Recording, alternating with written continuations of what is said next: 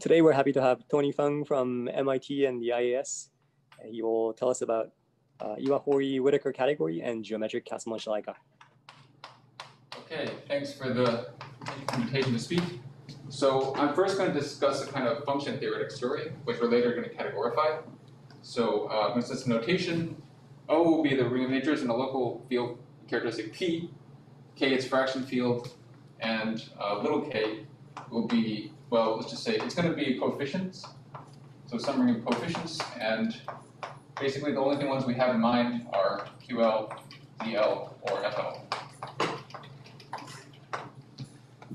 And so let me start by saying what's true about kind of local harmonic analysis. So there is the spherical Heck algebra.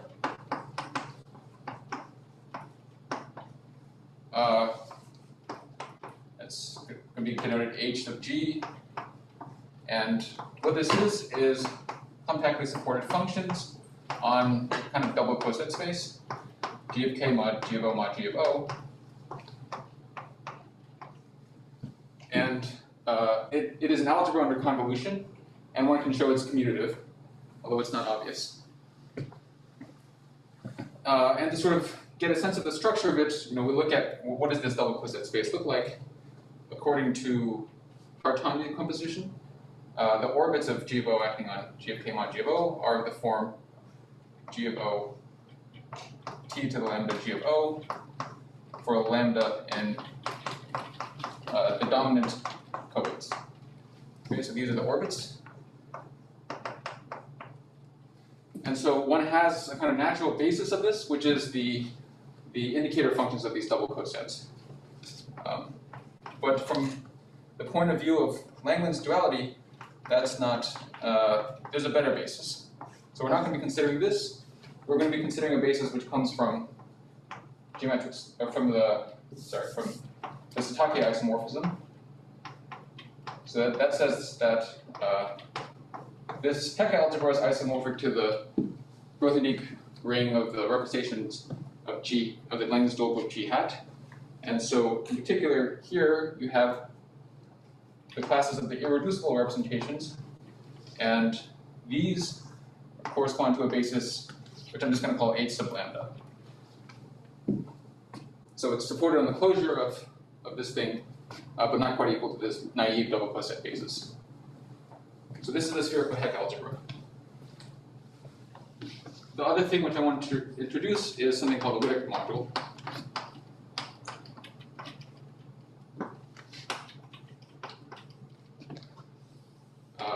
Just to be clear, H lambda is just the character? Sorry? H lambda is just the character? H lambda is just the function in here, which corresponds to this element of that. I guess, but is it just the character?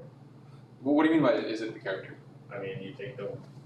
It's a function, oh, its value on t to the lambda, is that what you're talking about? Yes. Yeah, its value on t to the lambda would be like the character of t to the lambda here. Yeah. Okay. Okay, so, but yeah, it's something which is a kind of a little complicated. So on the other hand, there will be the Whittaker module, and that I'm going to call W, G of K. So that will be compactly supported functions on something I'm going to write down. So it's sort of N of K, but twisted by a character, G of K, G of O. So what is this psi? So our N of K has a map to N of FQ. That just comes from the residue map at the level of fields. So from K to FQ, that sounds like sum of AI TTI to A minus 1. And then this thing, we send it to its abelianization, which is isomorphic non-canonically to a product of FQs over the simple roots. And then I add these up and get FQ. So this is not quite canonical. The important thing is just that we choose an additive character like this. I'm going to call this chi, which is non-degenerate on each simple root. And then finally, I choose an additive character of FQ. a non-trivial one into k star. And now this composition is called psi. So in other words, I'm considering compactly supported functions f such that f of ng is equal to psi of n f of g for all n in n of k. So what does this thing look like? First, we maybe try to understand what the orbits are as before, and Iwasawa decomposition implies that the orbits are in the form n of k t to the lambda g of o, where now lambda is a co-character, which is not necessarily dominant. However, not all such orbits can support a function which has this kind of equivariance property, because, well, there's a condition which is that, so like, the stabilizer is contained in the kernel of this character psi. So this orbit supports a Whittaker function, by which I mean there's some function here, non-zero on this orbit, if and only if the stabilizer inside n of k of t to the lambda g of o lies inside the kernel of chi.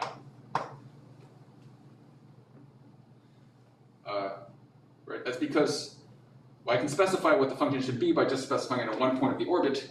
And the constraint is, if I translate this orbit by a stabilizer, it's going to have the same value. So the psi of that element of the stabilizer has to be trivial. And so what is the stabilizer? So it's t to the lambda n of k t to the lambda minus lambda. N of o. And so we're asking this to be inside of the kernel, which is n of o. Sorry, I squeezed myself into a corner in some way. So this is the stabilizer, and we need it to be inside n of o. And that can only happen if the pairing of lambda with each simple root is non-negative. So in other words, it happens if and only if lambda is dominant again. So in that sense, these two pictures look similar. Okay, and so what is the Casselman-Shalika formula? Okay.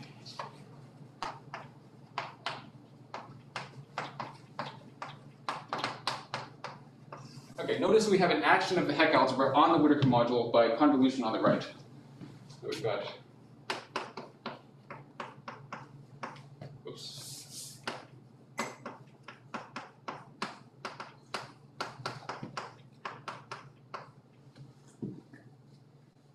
And inside here we have kind of a particularly simple element, phi of 0, or maybe I'll just define more generally. For lambda, which is the dominant weight, I'm going to say phi of lambda is just kind of the Whittaker function supported on that orbit.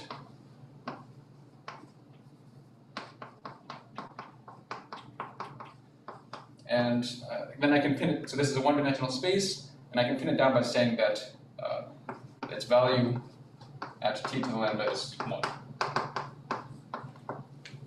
So this is a kind of naive basis for the Whittaker module, like similar to this double coset indicator function that we didn't want to consider here.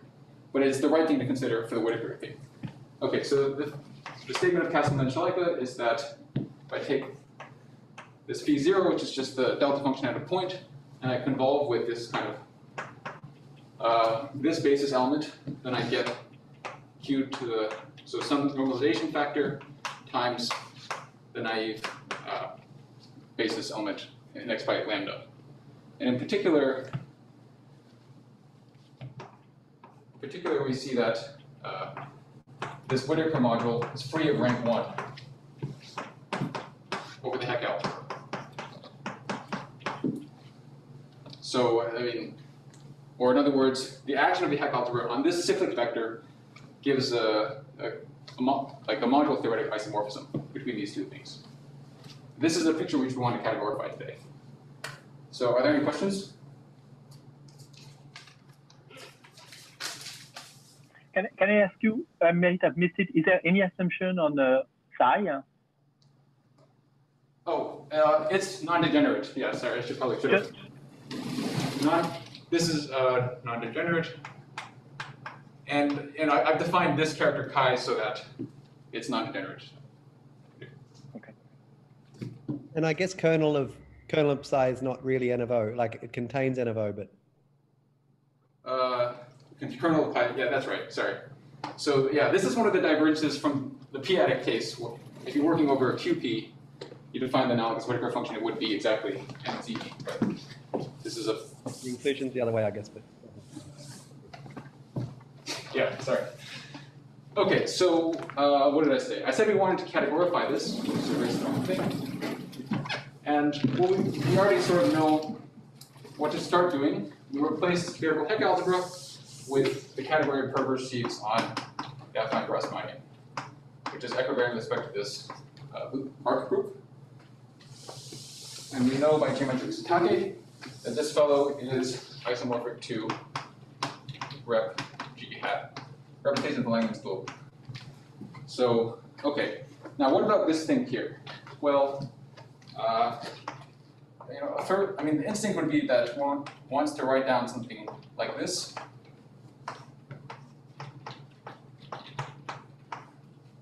However, this is suddenly not too well behaved because these Ln orbits are infinite dimensional.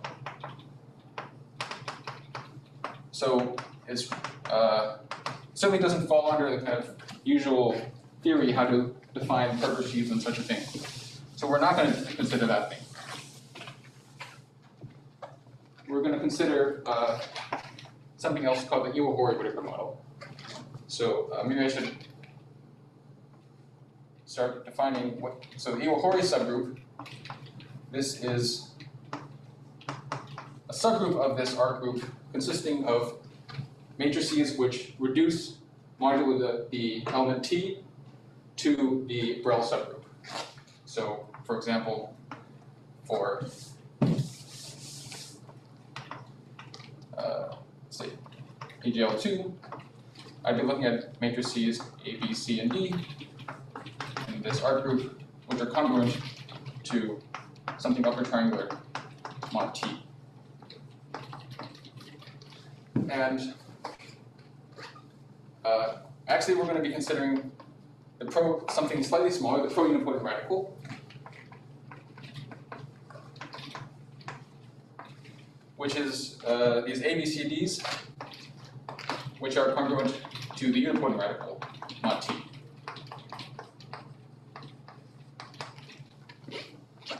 You have Mr. Star there. Oh, yeah, thanks. Okay.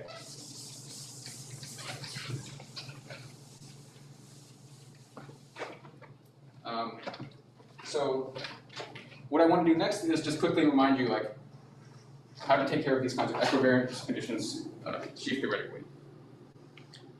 So this will be a small digression on equivariant sheaves.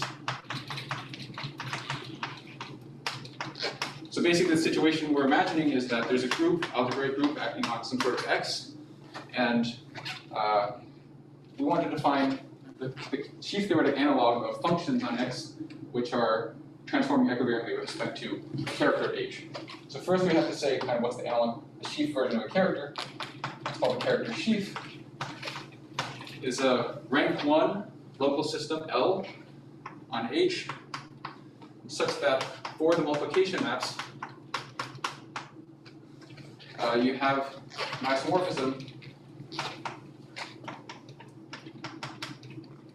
like this. And you also have some kind of trivialization at the identity to rigidify it. So when I pull back to the identity of H, I get some kind of distinguished isomorphism with a constant sheaf supported at the identity. And furthermore, that these have to satisfy some kind of compatibility. So, the one example of importance to us is if I take an additive character finite field, FQ. Then I get the character sheath L on A1, whose Frobenius trace function is this psi. How do you cook up this thing? Well, you look at the Arden chart cover. It's a sort of a tall covering with kernel A of FQ. You've given your, so to produce the local system on A1, you write down some representation of its fundamental group. Here's a certain quotient of its fundamental group. You gave yourself a character, so you have your rank 1 local system, and okay, you check that it's a character.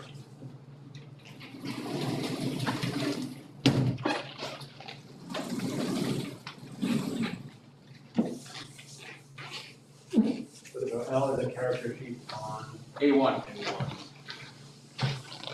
A1. And then how do you define equivariant sheaves? So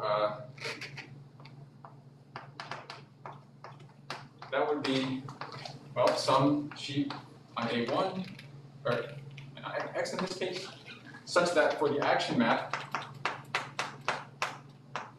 you have an isomorphism between pullback of F with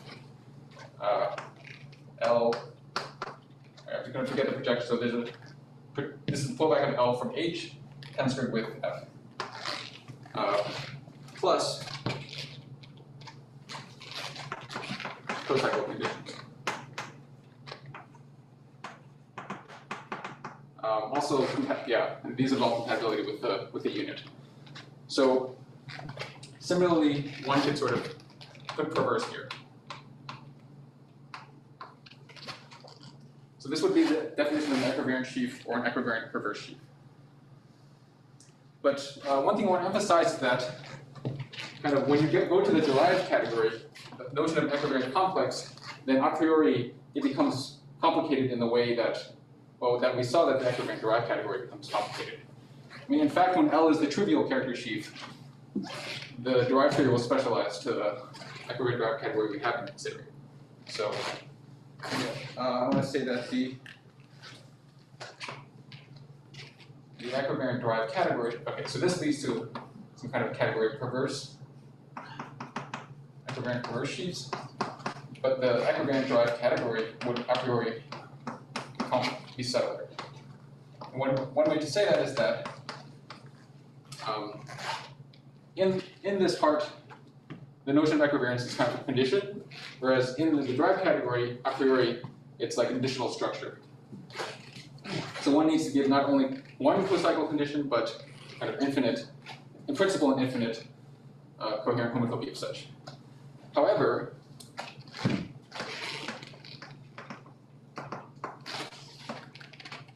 if H is acyclic, and then it's much simpler.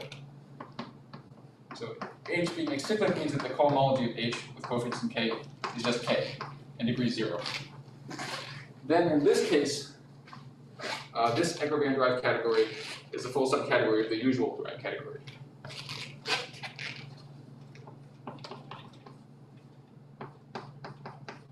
So in this case, this structure is really just a property again. And let me say, this will be, in this talk, this will be the case. So in particular, this happens if H is pro-unipotent.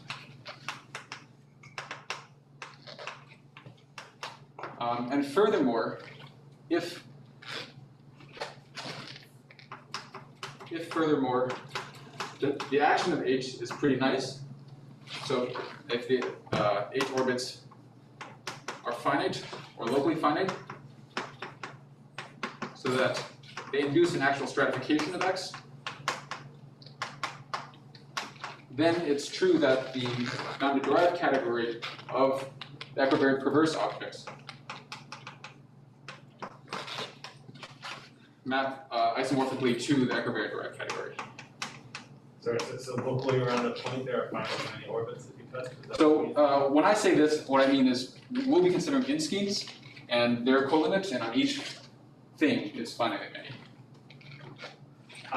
Okay. So, I mean, in particular, this pro-unipotent radical of Iwahori is is pro-unipotent, and the stratification satisfies this property. So it applies here. So in particular, that applies for this example we're talking about.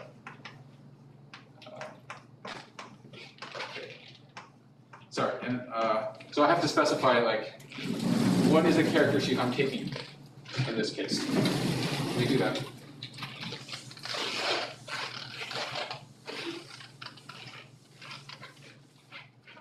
So in this case, this pro-unipotent radical, well, it's defined as things which reduce to n. So there is certainly a surjection to n.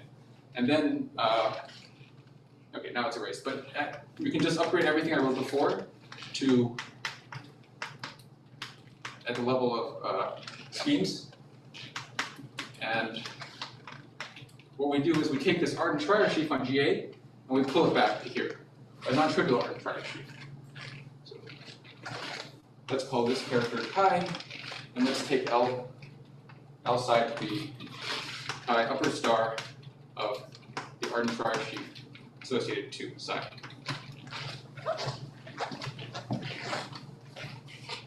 Okay.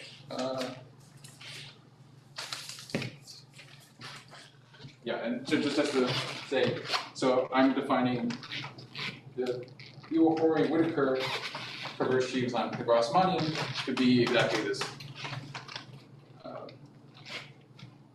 Perverse sheaves, which are L psi equivariant with respect to the unipotent radical of Iwahori of the Grassmannian.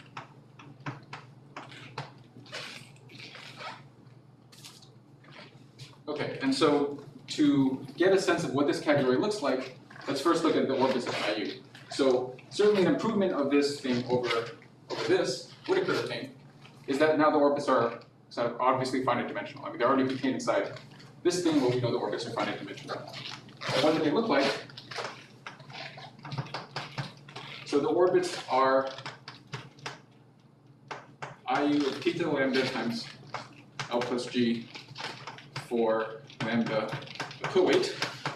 This, in fact, this whole situation behaves pretty similarly to the Whittaker case, or what the Whittaker case should be, which is why it's called the Iwahori-Whittaker model. So we have this, and this orbit only supports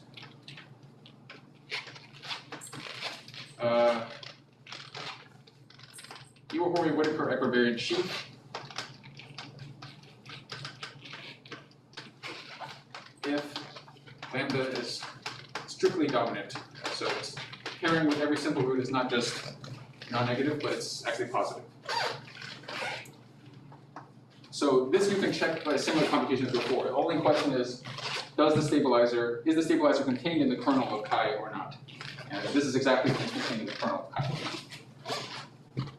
Can I ask a question? Yeah. So when you're comparing this definition of Iwahori-Whittaker to the previous thing, before you had nk and you took the degree -1 component. Here you're sort of basically taking IU and taking the degree 0. Yeah. Is that shift by 1 related to this shift by 1? That is that, yeah. It's just like U. So the stabilizer concretely would be like this, and you want to know, is this contained in kind of the strictly positive part of IU, which is why this pairing needs to be strictly positive, simple roots. Right. Let me also say, like, I hope I've normalized it correctly, which means that for these dominant thingies, okay, this orbit, which is contained inside the usual kind of orbit, this is open and dense. Well, I guess I just have to say dense, and then openness will automatically. So the normalization of whether we took like the upper unipotent or the lower unipotent, it was chosen this way to make this work.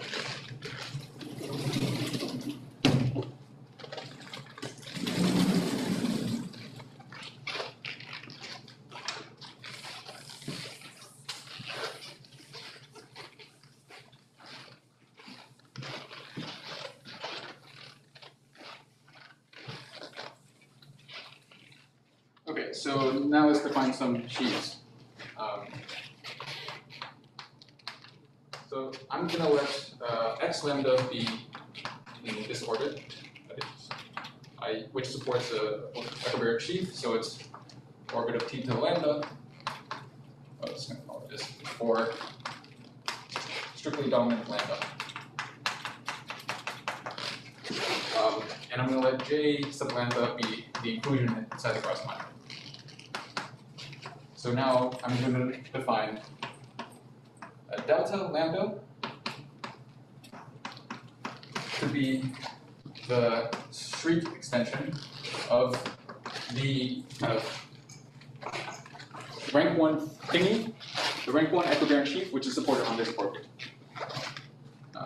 So I want this to be a perverse. So I want this to be an object of my perverse equivariant category, and a priori you would worry that you have to take some kind of truncation here, but because the group is unipotent, the strata are affine spaces, and therefore this map J is affine, so this is not necessary. Okay, lambda lambda Iwahori-Whittaker will be the analogous thing where I put J lower star, and then IC lambda Iwahori-Whittaker will be kind of the usual intermediate extension, so the image of the map between these two.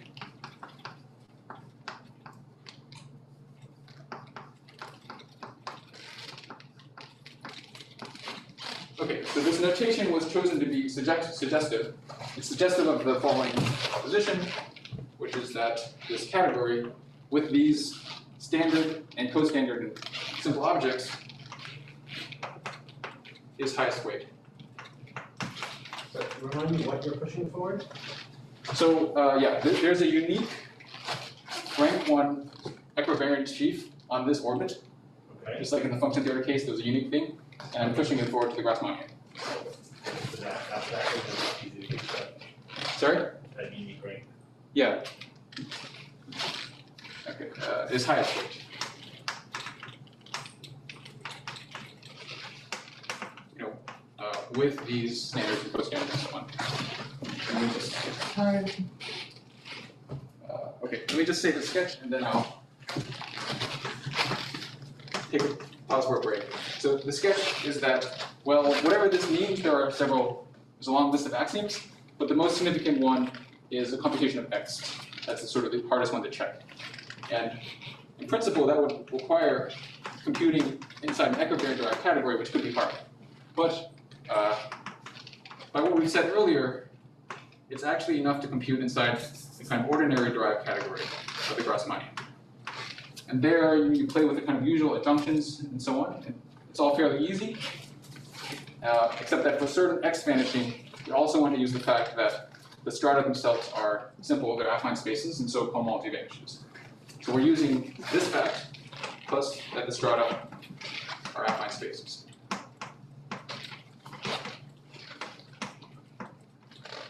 Okay, and so let me take a break at this point. Great, let's meet back in 5 minutes.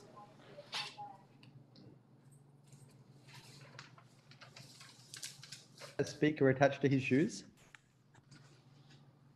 What's that? Somehow Tony's shoes are very very loud. Oh, can you hear that? It's amazing.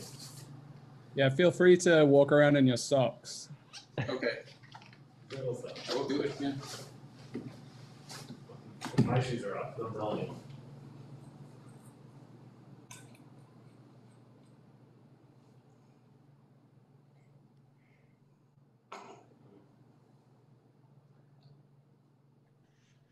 The second half of the talk can be in honor of Zergel, i.e. barefooted. Oh, I didn't do that. Yeah. Yeah, there's something representation theorist in footwear, I think. Like, isn't Finkelberg or no Bailenson? Yeah, he also only wears sandals or something. Also Finkelberg, yeah. I remember like the first time I met him, we went for this walk in Oberwolfa, and we're walking in the snow. And then I was like, I was really intensely talking to him mathematically. And then I realized that he had sandals on. I was like, Misha, you have sandals on. And he's like, yes, these are my winter sandals.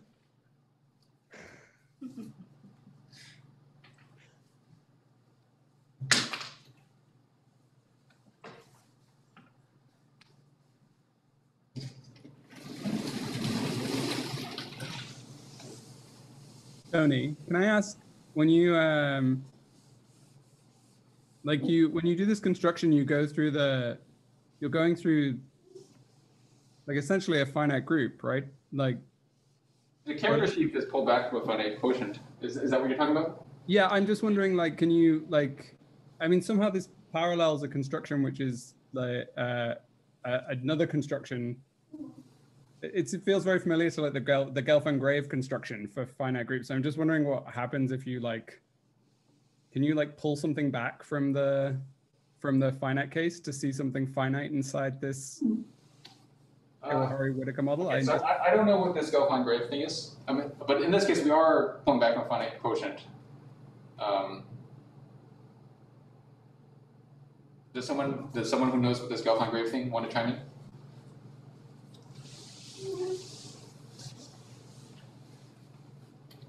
Okay, but it is just, everything is just pulled back from a finite quotient. Okay, I think that's fine then. I think that kind of, okay, that's fine, thanks. But it is interesting, I think, like, if you were to have this in the p-adic situation, your character couldn't be pulled back from a finite quotient, so, yeah. This is one thing with, one situation where the two things look kind of different.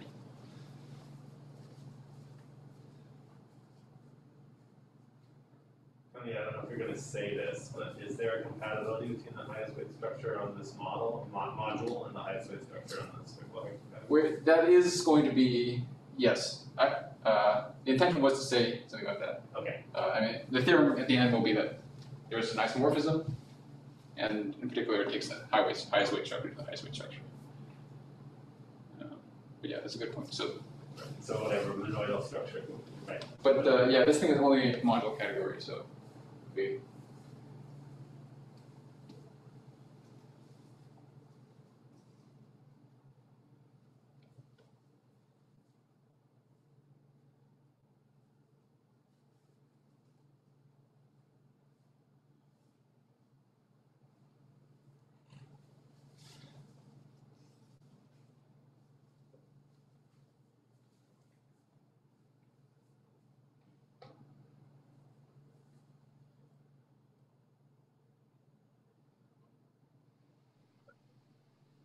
I think we can start the second part. Okay, so yeah, actually let me follow up on something that Ben pumped in on the break. So it is also true that the kind of usual Satake category is a highest weight category.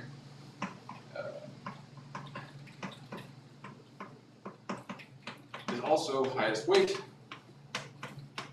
I'm going to denote its standards by J lower shrieks. Lambda co-standards will be denoted J lower star, lambda, and the ICs or intermediate extensions will be denoted by J lower shriek star, lambda. But the interesting thing is, yeah, this is a much harder fact to prove. Where I mean, in this case, it was kind of the Iwahori-Whittaker case is kind of obvious from the group being pro-unipotent, but it's certainly a harder property. And also, I just want to remind that when our coefficients have characteristic 0, then all these categories are semi-simple. So, in particular, J lower shriek is isomorphic to J lower star, or J shriek star, which is isomorphic to J lower star, and same for the Iwahori-Whittaker thing. Delta is isomorphic to IC, is isomorphic to ABBA. So this is by semi-simplicity, which is by the usual kind of parity vanishing. And in particular, this delta is like this clean extension. Clean extension before corresponding to this kind of naive double coset basis, and the fact that these are isomorphic is kind of what justifies this naive basis being the correct one.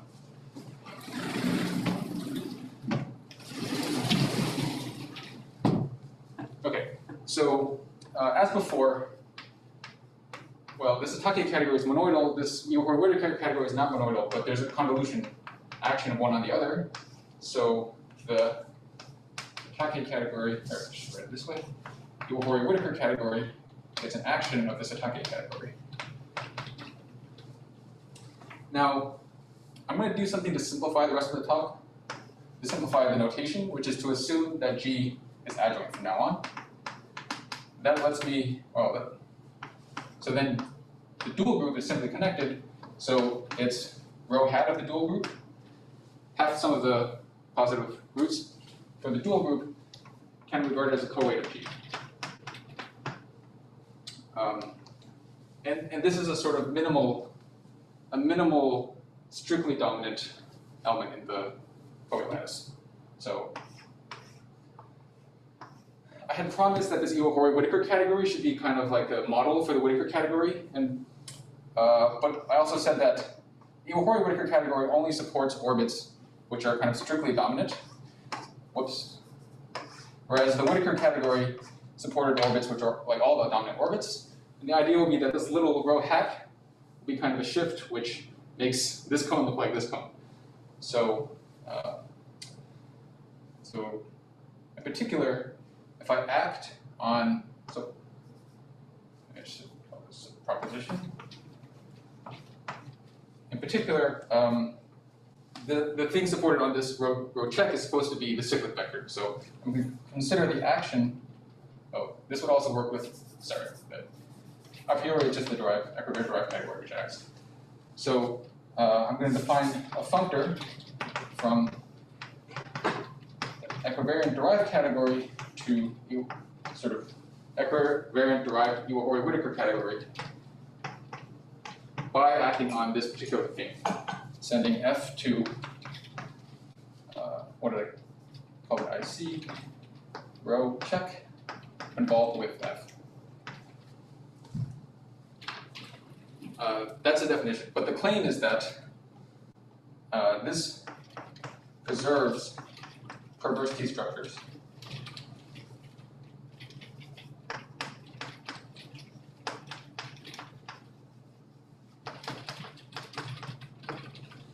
In particular, it gives me a functor from the perverse Satake category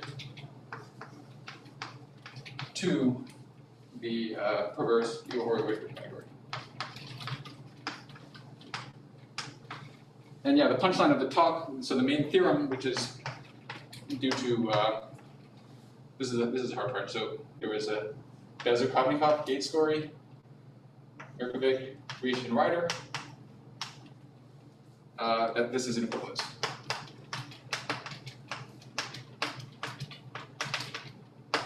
And maybe the significant thing, so this is okay for all these possible coefficients. The version with characteristic zero coefficients was already known much earlier. So characteristic zero by another long group of names.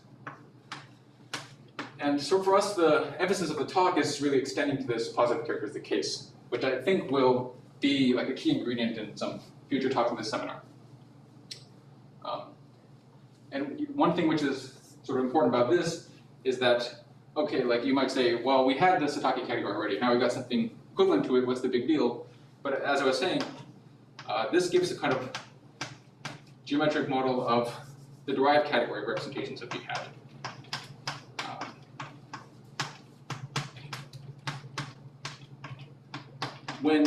Even when K is a positive characteristic. So somehow, sometimes working with derived categories is better, and it's the Iwahori-Whittaker model which continues the model derived category representations, whereas as we've been seeing in the previous talks, like if you try to derive the Satake category, then you get something very complicated. Okay, so yeah. Question? I see. Okay, so the point is that the derived category is something not.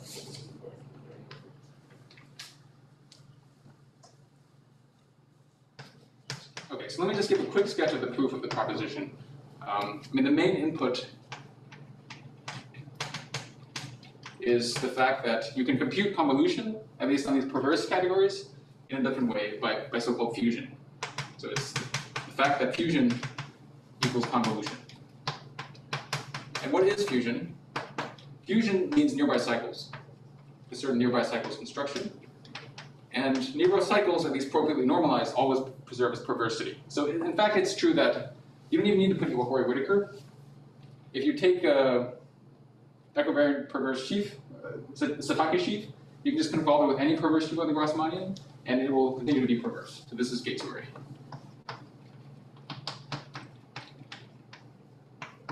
And just to say, in extremely brief terms, like what this involves. So basically, well, again, what is fusion?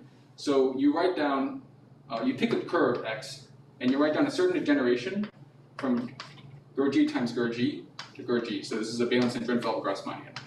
So over the complement of a fixed base point, it's 2 copies. Over your base point, it's 1 copy. So that's fusion, and convolution is pushed forward along the convolution morphism from convolution Grassmannian.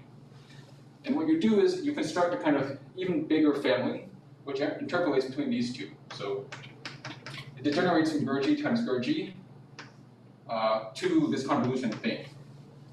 And so then, if you put kind of tensor product of your two sheaves here, one way this map is proper. When you compute one way, you get the fusion. The other way, you get the convolution. That's kind of how this game works.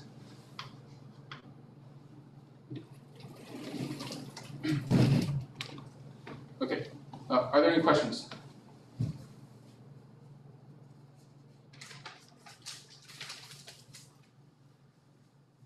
This is the sketch Of the proof of this property. in the T-spectrum. Yeah. So, I mean, the rest of the talk will be kind of a sketch of the proof of the theorem. And so that will start out with something called geometric Casselman-Shalika. I'm going to explain now what that is.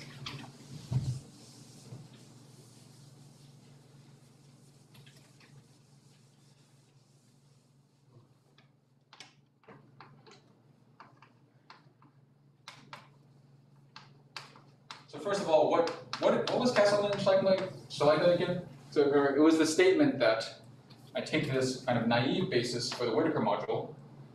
Let's just take, I don't know, the cyclic vector, and I convolve with this kind of Satake basis, and I get some normalization constant times the kind of naive basis vector of the Whittaker module, indexed by lambda. Now I'm going to ask, like, what's the real life meaning of this? So, I mean, how do I compute this? It's some kind of integral, and what that integral is an integral over n of psi of chi of n times h lambda of n inverse t to the mu. So this thing is equal to the value of the convolution on t to the mu. And I'm just going to fudge this a little bit. So I'm going to sort of make changes of variables. This thing will now be called n. This thing got changed to n t to the mu. And yeah, maybe I should have said chi. So here, chi was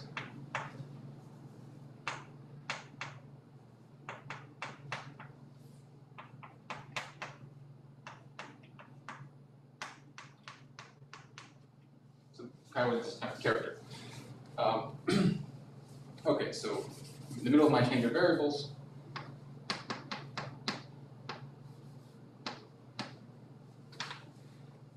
and now I'm just going to sort of relabel things a little bit. So I don't want to think about this t to the mu. I'm going to call this chi mu of n inverse, where it's the same thing as before, so just the definition of chi was tweaked to build that t to the mu in. So I think this is the form I want to consider now. And this looks suggestive. What does this look like? It looks like it's counting points on something. So this is supported on, so we could just intersect this with, well, this is supported on or less than or equal to lambda f cubed. And this thing is the rational points of so-called semi-infinite orbit. So the natural categorification of this statement would be that the cohomology of S mu with coefficients in chi, mu, upper star, the Arden-Schreier of this, Arden-Schreier sheath, I guess we'll call it. All right, I'm just going to call Arden-Schreier sheath L psi. Also, tensored with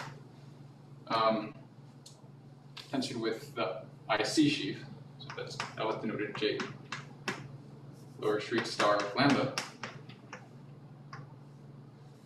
is 0 and okay, I'm going to say those characteristic 0 coefficients where this function sheath dictionary works well.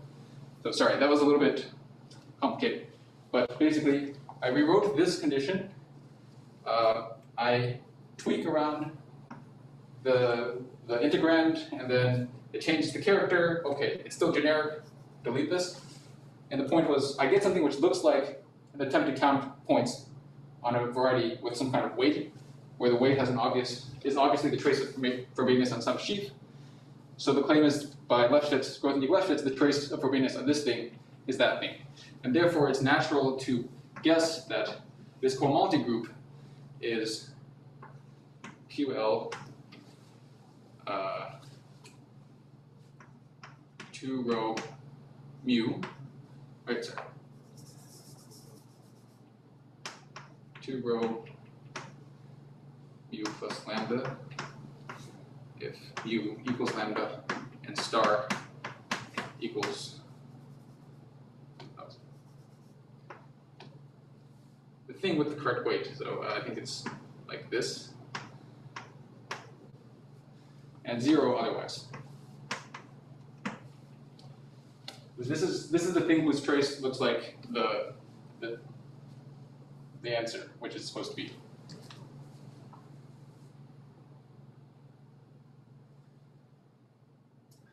Okay, are there any questions?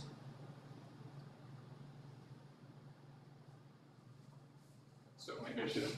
So now chi will be the geometric version of this thing. So it goes from the loop group, arc group of n, GA, and S mu is the semi-infinite orbit. So it's L plus n acting on t to the mu. It's across my. But like somehow the support of this thing is in Gur lambda. And so even though this is an infinite dimensional thing, we're taking a sheaf which is supported on a finite dimensional thing, and there's no subtleties with how cohomology is defined.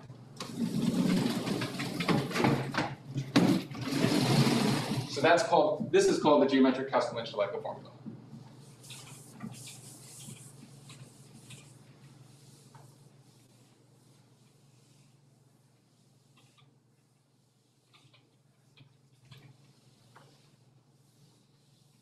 Okay, so what I'm going to do from now on is just assume it and use it to prove this theorem.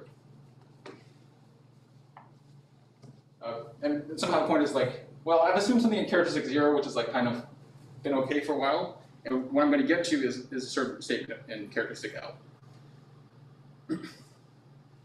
Okay, so what we want to show, we want an equivalence, and we want an equivalence which takes takes standards to standards. So what we want to be able to prove, eventually at least, is that our functor takes this J lower sheath of angle K to the costandard with corresponding indexing. Suppose we believe this, then it would kind of follow immediately from general features of highest weight categories that a certain Hom group vanishes. So Hom from this thing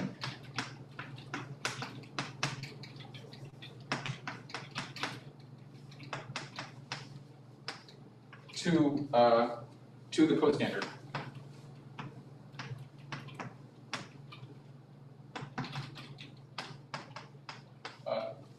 when these are not equal. So I mean, it's just a general feature of a highest weight category. And what we're going to do is actually prove this Hom statement first in order to get towards this. So proposition, this is true. Sorry, that this is 0. Okay, and how are we going to do this? So I mean, we want to use Casselman-Shalika. So we want to sort of turn this statement, this vanishing statement, into that vanishing statement up there. So it'll be kind of 2 steps. I'm going to just sort of be very sketchy and vague about them because of time issues at this point, but we can rewrite the Hom as some kind of cohomology group. And what I mean there is we can turn this thing into like a constant sheaf somewhere, and then Homs from the constant sheaf are cohomology. And 2, well, the cohomology group which comes up, we're going to massage it to look like this A star to be the consequence of the vanishing in geometric Casselman-Shalika.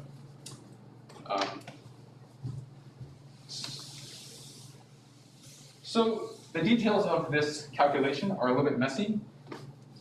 Why don't I content myself with just giving like a plausibility argument for why we can do this. We look at this thing, this Hom group, and certain features of it are intimidating, at least to me. Like, this thing is kind of scary because it involves a perverse truncation, which I don't have good feeling about that in general.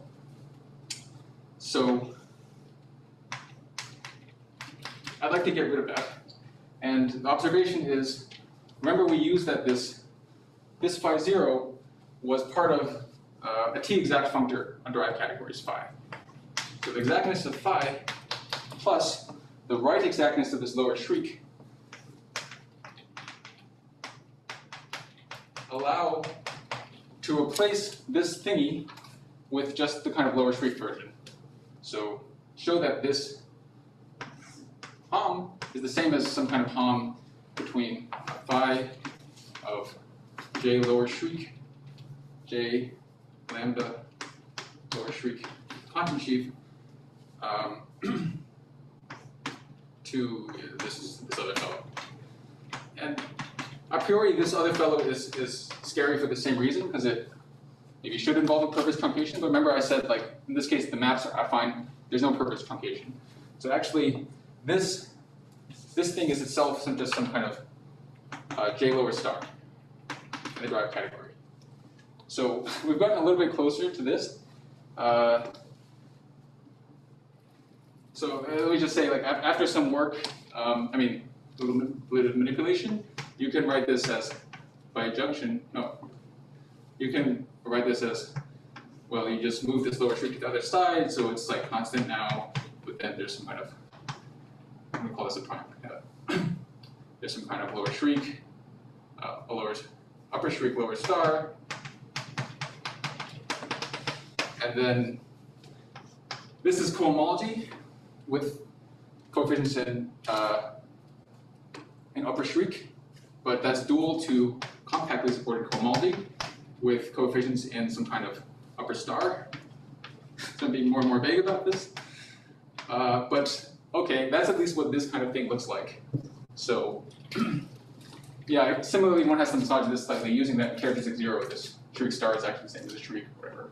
But at the end, this will be seen to be a consequence of geometric Casselman-Shalika.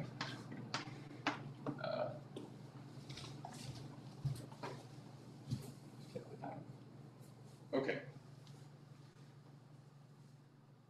Oh, sorry. Right. I haven't completed yet. So what I've given at best is an argument in characteristic 0, because I reduced the vanishing to a certain vanishing statement in characteristic 0. So this is in some sense what's interesting. But is that it applies a positive characteristic. So how do I get the positive characteristic case? Well,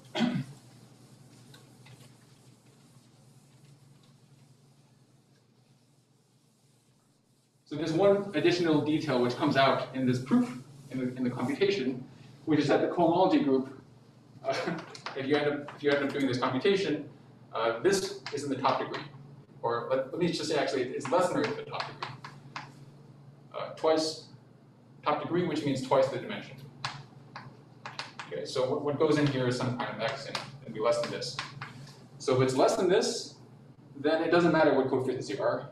It's going to be 0 for dimension theoretic reasons. And if it is the top degree, then it'll be torsion-free, like integrally. And therefore, if it's 0 in characteristic 0, then it's 0 integrally, and it's also 0 in characteristic L. So maybe the principle we're using here is that top degree cohomology is always torsion-free, so that you can bootstrap from characteristic 0 to characteristic L.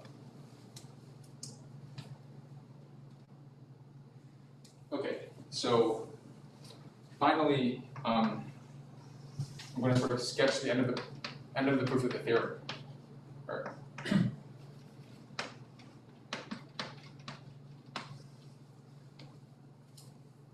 So again, we want to show that like a standard goes to a standard, and we've shown that whatever a standard goes to, it has a kind of Hom vanishing property, which is pretty close to characterizing what it is.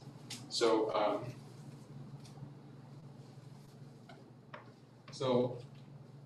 we're going to if we look at the geometry of the convolution morphism, then it's going to imply two things. One, whatever this thing is, phi 0 of the standard, that it's supported on the closure of your lambda plus rho check. I guess I've been calling this less than or equal. And that's just because, I mean, when you take the twisted convolution of like, we take the twisted product of rho lambda and rho check under convolution of maps to rho lambda plus check closure.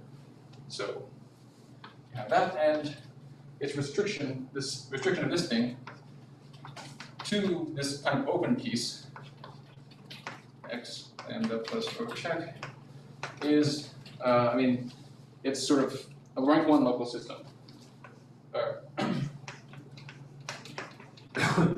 And that's just because this convolution morphism is an isomorphism on the preimage of this thing.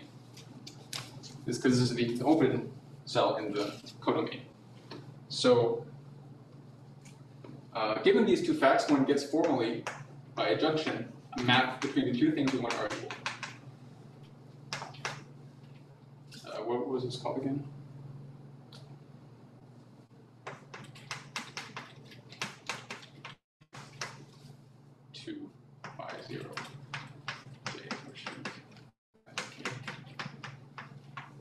Okay, so that's just because this is a lower street, so if the other thing has the correct upper star, or upper, then you get a map. And this proposition implies that this fellow, it doesn't have any quotients supported on sort of smaller dimensional strata in here. Yeah, that's the same in this. So this is automatically surjective. And also, so if k is characteristic 0, well, we know this thing is simple. It's isomorphic to the intermediate extension as well. That was this cleanness, which came from semi-simplicity. So in characteristic 0, this is also injective, so it's an isomorphism. Let me call this thing f lambda over k. So f lambda ql is an isomorphism. That already implies that if you're over ZL, then, well, whatever it is, its kernel has to be torsion, because it was 0 when you went up to characteristic 0. But at the same time, this kernel is a sub-object of this thing, which is a J lower street of a torsion-free, so it's torsion-free. So that implies it's actually equal to 0. So it's also injective over ZL, and then, okay, hopefully it's plausible. So here's one more time where we use something in characteristic 0 to get to characteristic L. That hopefully it's plausible you take some sort of tensor product and you get a statement over FL.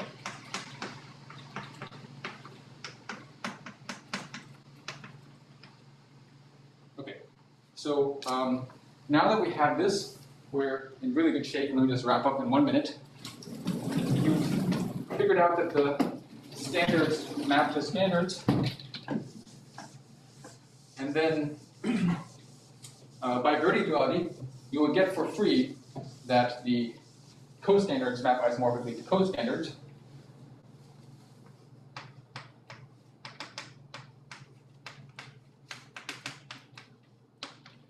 So it's Nablas will map isomorphically to J over stars. And then then we just need to check some sort of statement about HOMs, because these objects certainly generate everything. And to check a statement about HOMs, introduce checking HOMs.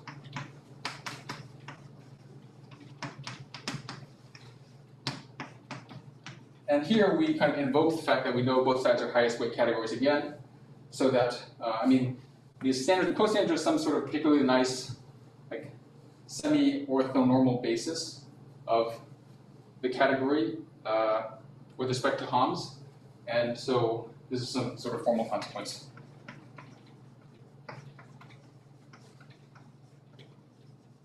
Of highest weight theory.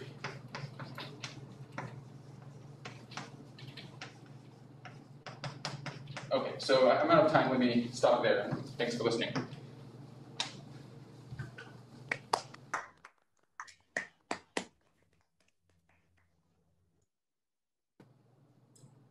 Any questions for Tony? Is there do I understand correctly that the Iwahori-Whittaker category is a derived category of its heart, of its perverse heart? And so is there a reason for that? Is there an a priori reason? Like I think in BGS, something they analyze. Is there a similar reason? Yeah, it's correct that, so that was the statement that the derived category of Iwahori-Whittaker equivariant perverse sheaths maps isomorphically to the equivariant derived category. And it's just the consequence of the fact that the group which is acting is pro-unipotent, and the stratification, and therefore the stratification also by affine spaces. And I mean, that in this case the stratification is, that the action is nice enough that it induces a stratification. Any space with those features, equivariance for a group which is unipotent or pro-unipotent, would have this property. Okay, thanks.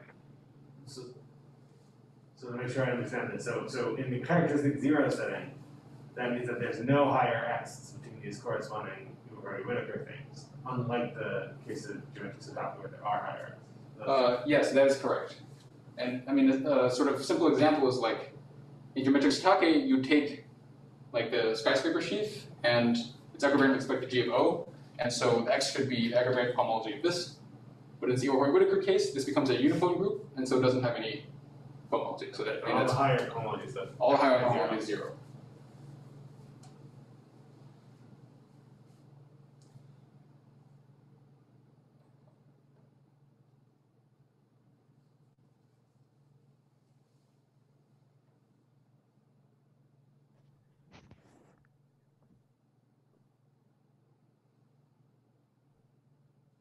Maybe, and then, so for the people that kind of like the Hecker category, one should be able to realize this Iwahori-Whittaker category as just a quotient of additive categories of the Heck, so basically, if you consider perverse sheaves on the affine Grassmannian for the Iwahori stratification, and you quotient by those simples which are not supported on strictly dominant weights or dominant weights, this should be equivalent to the Iwahori-Whittaker version. But you also need to kill positive degree maps, or is that? That happens. Polynomials, or does that come for free? That should come for free. Wait, so this is not like in the affine flag variety? So in the affine flag variety, if you go from Iwahori constructible to Iwahori-Whittaker, this is not a quotient. But if you go from Iwahori equivariant to Iwahori-Whittaker, this is a quotient. Which, so you're saying, oh, okay. So Iwahori equivariant, not. Yes.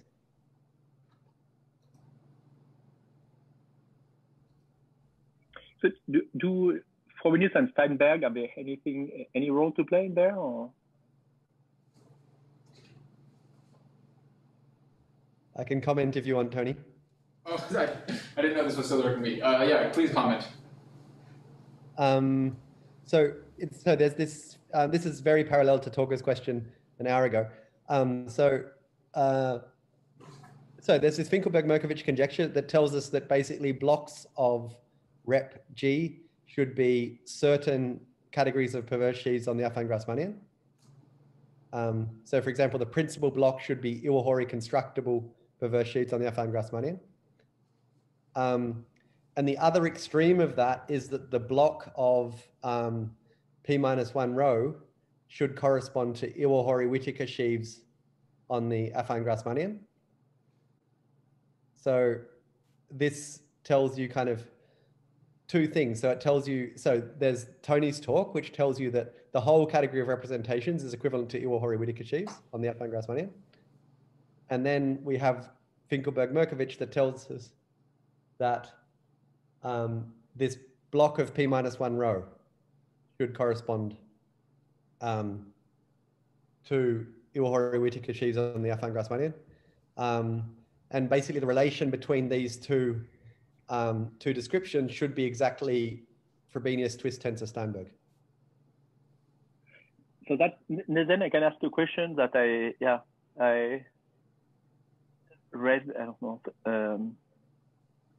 25 years ago or so, or 30 years ago, I don't remember, which is this functor of twisting by Frobenius and tensor by Steinberg, does it lift to ZL?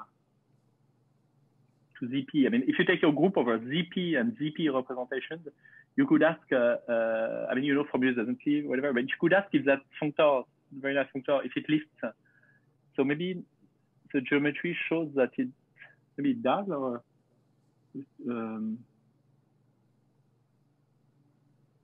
I would say it does, yeah. That looks amazing, because I think for SL2, it's pretty convincing that this would lift, but that would be very. Sorry, so can you say again, what's the upshot of that? You're saying the Frobenius twist functor? If you have an endo functor of your category of representations of G over, let's say, FL, which is twisting by Frobenius and tensoring by Steinberg. Yep. And the question is whether it leads to representations of the group G over ZL. ZL representations of rational representations over ZL. Does it lift?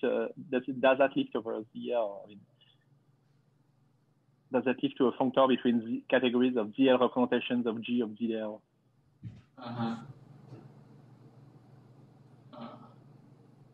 There's no obvious reason why it should not lift.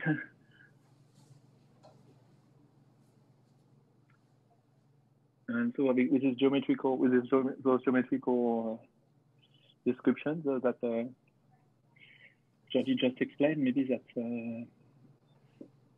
Wait, but for this geometric interpretation, you need a functor from this category of perverse sheaths that we just talked about to the representation that is basically the inclusion of the block, right? And what does that mean? Like, what is that functor? Well, this is Finkelberg-Merkovich, right? But I mean, in the paper, they state Finkelberg-Merkovich just for like over a field. So I'm not sure to what extent. And I guess you said this should correspond. And I guess the singular version, I don't know to what extent it's proved by Simon, Cooney, and Risch, Cooney, and Achar, right? Or like only part of it? I'm not sure. I haven't read that paper.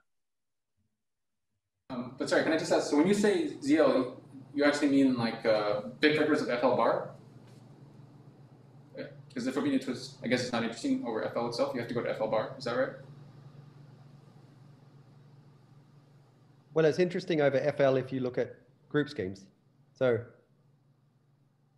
like what Raphael is saying is just that we have the Frobenius twist functor. It's this very interesting functor which clearly doesn't lift to ZL. Yeah. But then this Frobenius twist functor, when we apply this other functor on top of it, which is tensoring with Steinberg, you get this functor that in many respects is much nicer, and there is no obvious obstructions to it lifting to ZL.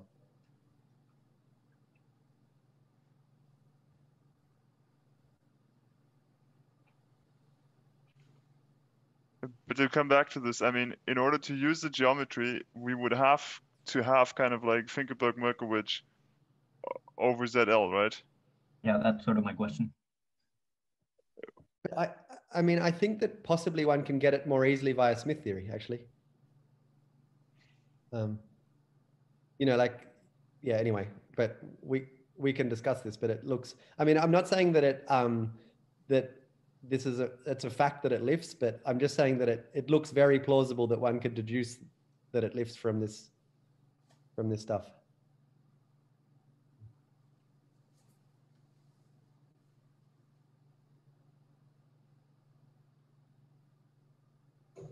Tony, one thing that I was wondering about, so there's the geometric Casselman-Shalika, like I should know this, but it looks formally very similar to the kind of Merkovich-Vilonen computation of the cohomology in the, you know, the MV functors.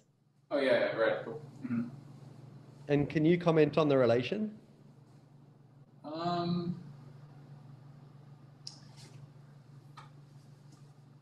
Let me just think for 1 second.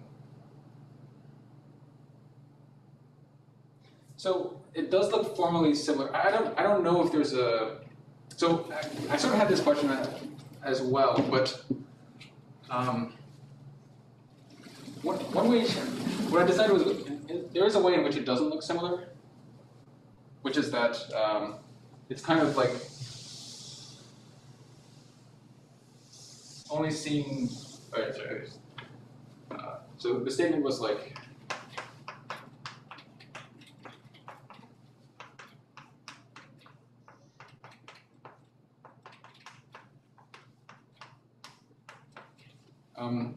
It seems to be 0 a lot more often. Like it's zero if lambda is not equal to mu, and yeah, when lambda is equal, I guess it can be non-zero. But this made me think it was maybe not so similar. But I don't know if that's. So I don't know if I can answer this. Maybe someone else can chime in if they know better.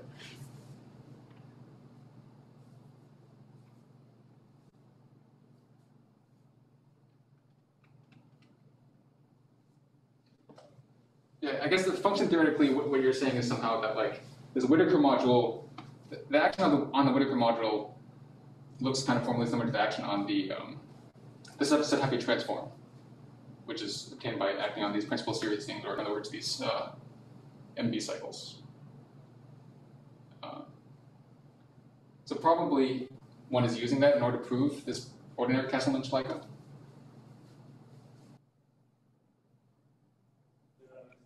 Any further questions for Tony?